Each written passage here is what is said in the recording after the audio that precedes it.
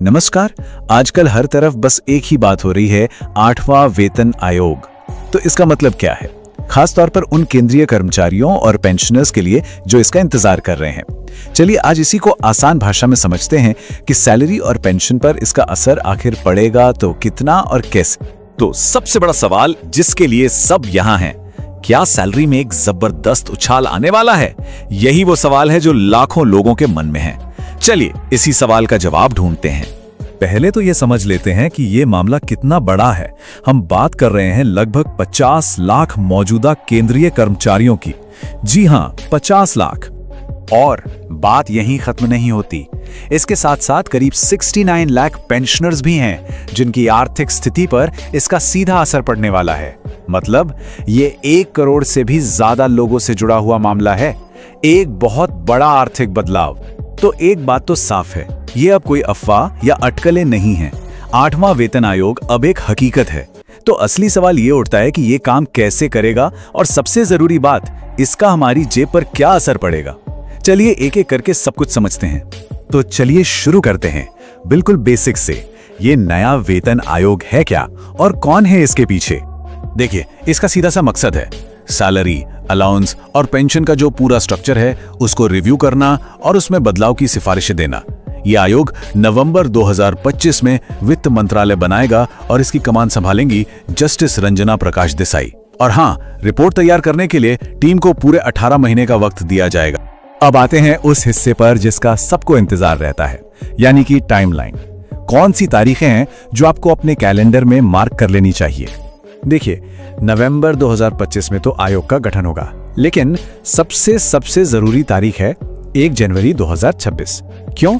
क्योंकि जो भी नई सैलरी तय होगी वो इसी दिन से लागू मानी जाएगी, भले ही रिपोर्ट आने में मई 2027 तक का वक्त लग जाए और पैसा हाथ में बाद में आए, लेकिन गिनती 1 जनवरी 2026 से ही शुरू हो जाएगी। और यहीं पर एंट्री होती है एरियर की। अब ये एरियर क्या है? बहुत सिंपल है। मान लीजिए सरकार ने सिफारिशें 2027 के आखिर में लागू की, तो आपको 1 जनवरी 2026 से लेकर उस दिन तक का जो भी बढ़ा हुआ पैसा बनता है वो पूरा का पूरा एक साथ मिल जाएगा। तो टेंशन की कोई बात नहीं है, किसी का 1 रुपए का भी नुकसान नहीं होगा। चलिए अब बात करते हैं उस सवाल की जिसका सबको सबसे ज्यादा इंतजार है कि आखिर सैलरी बढ़ेगी तो कितनी। इसके पीछे का जो सारा गणित है ना, वो एक शब्द पर टिका है, फिटमेंट फैक्टर। अब ये क्या भला है? इससे आप एक तरह का सैलरी मल्टीप्लायर समझ लीजिए। ये वो जादुई नंबर है जिससे आपकी पुरानी बेसिक पे को गुणा किया जाएगा और बस आपकी नई बेसिक पे तैयार हो जाएगी।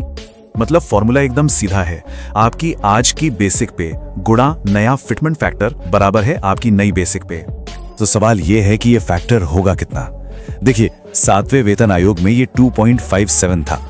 इस बार जो एक्सपर्ट्स हैं वो अंदाजा लगा रहे हैं कि ये 2.15 से लेकर 3.0 के बीच में कहीं हो सकता है। जाहिर है, सरकार को देश के बजट और महंगाई दोनों के बीच एक बैलेंस बनाना होगा, तो जो फाइनल नंबर होगा वो शायद इसी रेंज में कहीं देखने को मिलेगा। चलिए एक उदाहरण से समझते हैं। मान लेते हैं कि फिटमेंट फैक्टर 2.15 तय होता है, जो कि सबसे कम अनुमान है। तो एक जूनियर कर्मचारी जो लेवल 1 पर है, उसकी बेसिक पे अभी है 18,000 रुपए।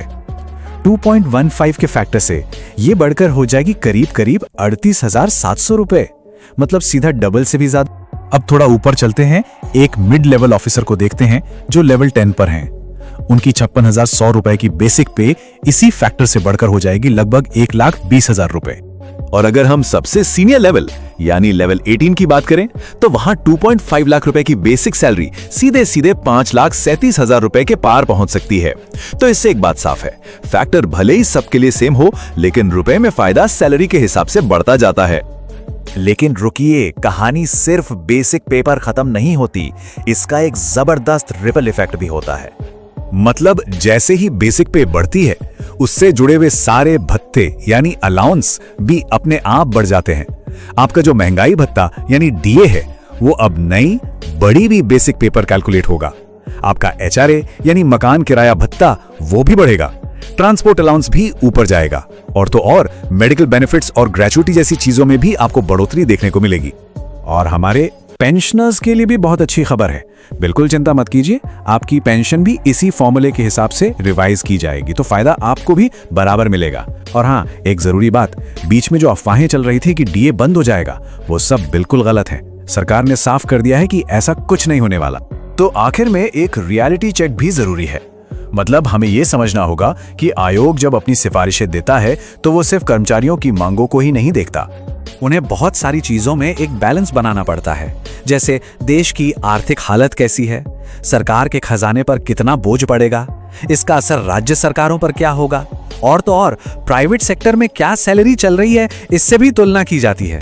तो जो फाइनल रिपोर्ट होगी ना, वो इन सभी बातों का एक मिला जुला नतीजा होगी। तो अब सबसे बड़ा सवाल फिर से वहीं आके रुक जाता है, क्या फाइनल नंबर्स उम्मीदों पर खरे उतरेंगे?